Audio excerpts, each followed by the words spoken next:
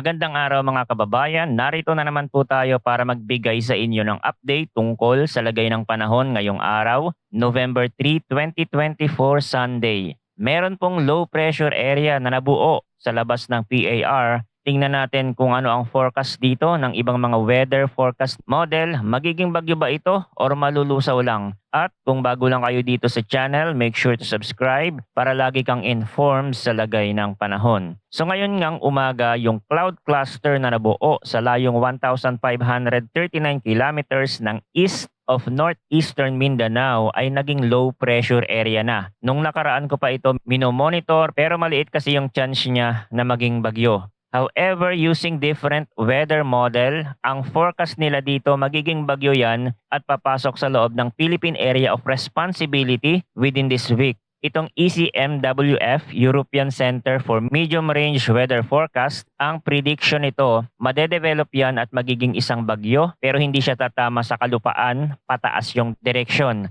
Pero using GFS or Global Forecast System ng United States, magiging bagyo yan at ang direksyon niya ay sa may Northern Luzon. Pero yung ibang model hindi siya nakikitang magiging bagyo so pwede din siyang malusaw. At sa ngayon wala itong epekto sa ating bansa at marami pang pwedeng mangyari dyan kaya patuloy natin itong imo-monitor. Ang higit na nakakaapekto sa lagay ng panahon natin ngayon ay ang easterlies or yung mainit na hangin na nanggagaling sa karagatang Pasipiko. Kaya dito sa may Batanes at Babuyan Island, posibleng makaranas tayo ng bahagyang maulap hanggang sa maulap na kalangitan na may mga panakanakang pag-ulan dahil yan sa northeasterly wind flow. Sa Bicol Region, Eastern Visayas, Aurora, Quezon at natitirang bahagi ng Cagayan Valley, magiging bahagyang maulap din ang kalangitan na may konting pag-ulan, pagkulog at pagkidlat. Dahil pa din yan sa easterlies na nagmumula sa silangan. Mag-ingat sa posibleng flash flood o landslides lalo na kung magiging malalakas ang mga thunderstorm sa mga apektadong lugar. Sa Metro Manila at natitirang bahagi ng bansa, bahagyang magiging maulap din ang kalangitan na may mga pulupulong pag-ulan, pagkulog at pagkidlat dahil naman yan sa localized thunderstorm. Posibleng magkaroon ng biglaang pagbaha sa mga mabababang lugar at landslide sa mga bulubunduking bahagi sa oras na umabot sa severe level ang thunderstorm. Palaging magdala ng payong at maging handa sa posibleng pag-ulan. Lagay naman ang temperatura sa bansa. Dito sa Lawag maglalaro ang temperatura sa 24 to 32 degrees Celsius, Metro Manila 24 to 33 degrees Celsius, habang sa Baguio ay 16 to 24 degrees Celsius. Dito naman sa may Kalayaan Island at Puerto Princesa, ang temperatura ay nasa 26 to 32 degrees Celsius, Cebu 26 to 33 degrees Celsius. Dito naman sa may Zamboanga, ang temperatura ay nasa 24 to 34 degrees Celsius, habang sa Davao naglalaro sa 24 to 34 degrees Celsius. Sa kabuuan, makakaranas ang bansa ng generally fair weather pero lagi po tayong maghanda sa mga panandaliang pag-ulan na maaaring dala ng easterlies at localized thunderstorm sa iba't ibang lugar. Ang panahon ay mabilis magbago kaya't manatiling updated sa mga susunod na ulat mula dito sa channel para sa pinakabagong balita tungkol sa lagay ng panahon. Salamat sa inyong pagtutok at manatiling ligtas.